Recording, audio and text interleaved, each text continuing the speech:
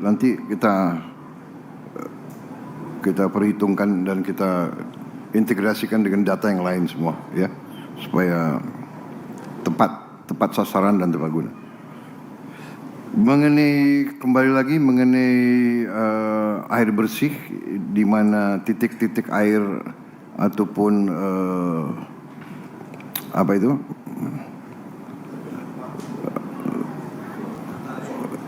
kita bor air, sudah berapa yang di Tamyang yang dibangun, yang dikirim? Mungkin Kasat yang tahu. Terima kasih Pak. Kami dari Angkatan Darat saja sudah 129 titik Pak.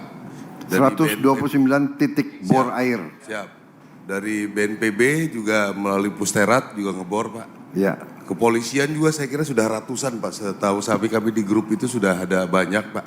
Yang di Tamyang ini, Tamyang. Berarti itu masih terus hampir Pak. Hampir semua desa sudah bisa dapat air ya sekarang. Ini yang di tempat pengungsian Pak. Tempat pengungsian. Pengungsian yang kita bor, terus sekolah-sekolah, masjid-masjid, kecamatan. Jadi berkoordinasi dengan wilayah itu tempat mana yang diperlukan Pak. Oke. Jadi kami bekerja simultan.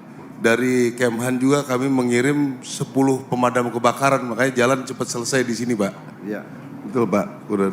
Ya. Terus Huntara juga kami ikut bekerja, jadi simultan semua bekerja, air bersih terus berjalan Pak.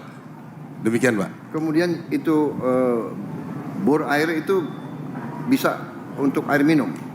Bisa Pak. Mohon izin Bapak, mungkin izin menjelaskan ada beberapa skema. Untuk yang dibangun Polri itu kedalamannya 20-30 meter. Airnya hanya untuk membersihkan Bapak, membersihkan. Ya, kemudian yang dibangun Pusterat, kami yang membiayai itu Pusat Teritorial Angkatan Darat. Oh, oke. Angkatan Darat ya? Angkatan Darat itu kedalamannya 100-200 meter Bapak, itu yang untuk minum. Oke. Jadi semuanya sudah dilaksanakan, memang masih cukup, masih kurang Bapak, ini dilaksanakan terus. Ya. Tapi untuk sehari-hari saya rasa masih cukup, karena juga mobil-mobil tangki air juga terus setiap hari berjalan Bapak. Iya, tapi kalau tangki air gitu kan... Siap. Iya, kita keluar BBM lagi. Itu kalau yang 100 meter itu biayanya berapa per bor, Kasat? 100 sampai 150 juta Bapak.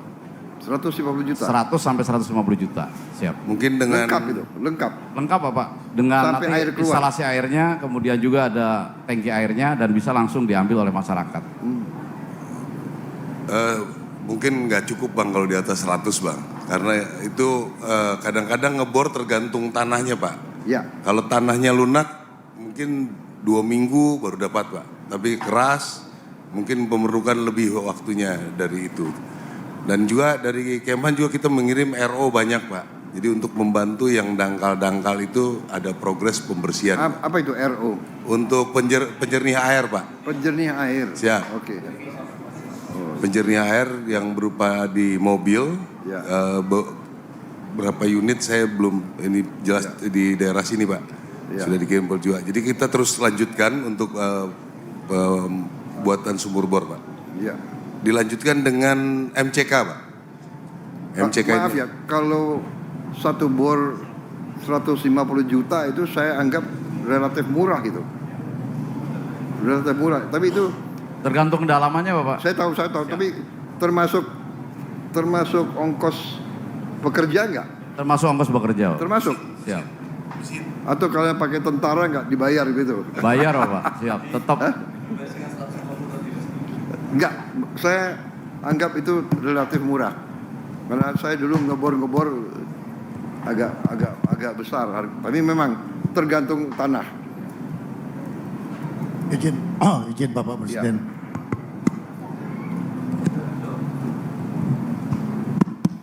Setelah saya koordinasi dengan Wakil Panglima dan Kasat, hari ini sudah kita bentuk Satgas Kuala. Satgas Kuala ini terdiri dari 2 komposisi. 1 komposisi untuk pendalaman kuala dan 1 komposisi untuk pemanfaatan air yang ada di kuala. Di dua komposisi kapal ini akan kita naikkan water treatment system sehingga air yang ada di Kuala kita ambil, kita olah sehingga menjadi air jernih. Kita akan hari ini, siang ini terbentuk Satgas. 2 minggu kemudian kami akan operasional mulai dari Kuala Simpang. Demikian Bapak Presiden. Bagus, terima kasih. Koordinasi sama gubernur ya, daerah masing-masing semua.